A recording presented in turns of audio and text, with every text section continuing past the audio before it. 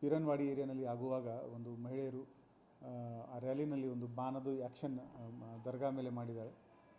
ದಿನಾಂಕ 18ರಂದು ಒಂದು ಹಿಂದೂ ಸಮಾವೇಶದ ರ್ಯಾಲಿ ಪೀರನ್ವಾಡಿ ಏರಿಯಾನಲ್ಲಿ ಆಗುವಾಗ ಒಂದು ಮಹಿಳೆಯರು ಆ ರ್ಯಾಲಿನಲ್ಲಿ ಒಂದು ಬಾಣದ ಆ್ಯಕ್ಷನ್ ದರ್ಗಾ ಮೇಲೆ ಮಾಡಿದ್ದಾರೆ.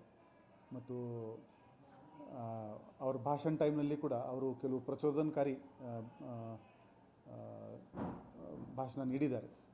ಅದರ ಮೇಲೆ ಒಂದು ಕೇಸ್ ನಮ್ಮ ಬೆಳಗಾವಿ ಗ್ರಾಮಾಂತರ ರೂರಲ್ ಪೊಲೀಸ್ ಠಾಣೆಯಲ್ಲಿ ದಾಖಲು ಮಾಡಲಾಗಿದೆ.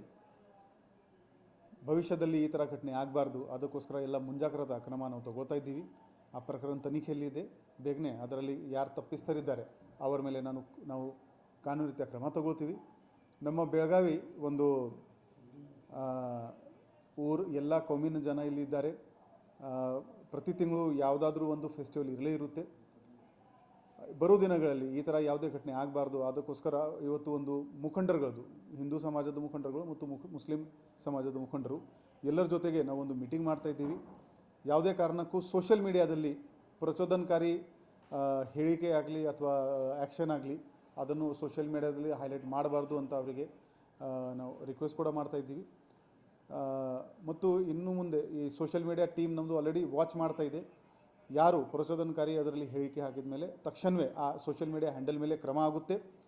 ಮತ್ತು ಅವ್ರ ಮೇಲೆ 10 ಲಕ್ಷದ ನಾವು ಬಾಂಡೋರು ಕೂಡ ಮಾಡ್ತೀವಿ. ಫಾರ್ BNSS ಪ್ರಕಾರ ಅವ್ರ ಮೇಲೆ 10 ಲಕ್ಷದ ಬಾಂಡ್ ಕೂಡ ಆಗುತ್ತೆ. ನಮ್ಮದು ಬೆಳಗಾವಿ ಸಿಟಿ ಒಂದು ಬೆಳಗಾವಿ ಬ್ರ್ಯಾಂಡ್, ಇಂಟರ್ನ್ಯಾಷನಲ್ ಬ್ರ್ಯಾಂಡ್ ಆಗಿ ಬೆಳಿಬೇಕು.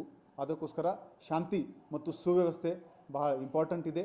ನಮ್ಮದು ಎಲ್ಲ ಸಾರ್ವಜನಿಕರಿಗೆ ಕೋರಿಕೆ ಇದೆ, ಪ್ರತಿಯೊಬ್ಬರು ಅವರವ್ರ ಹಬ್ಬ ಆಗಲಿ, ಅವರ ಧಾರ್ಮಿಕ ಕಾರ್ಯಕ್ರಮ ಆಗಲಿ ಸೆಲಿಬ್ರೇಟ್ ಮಾಡ್ತಾರೆ.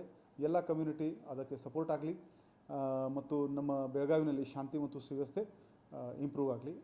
ಅದಕ್ಕಿನಲ್ಲಿ ನಿಮ್ಮ ಎಲ್ಲರದು ನಮಗೆ ಸಹಕಾರ ಬೇಕು. ಧನ್ಯವಾದಗಳು.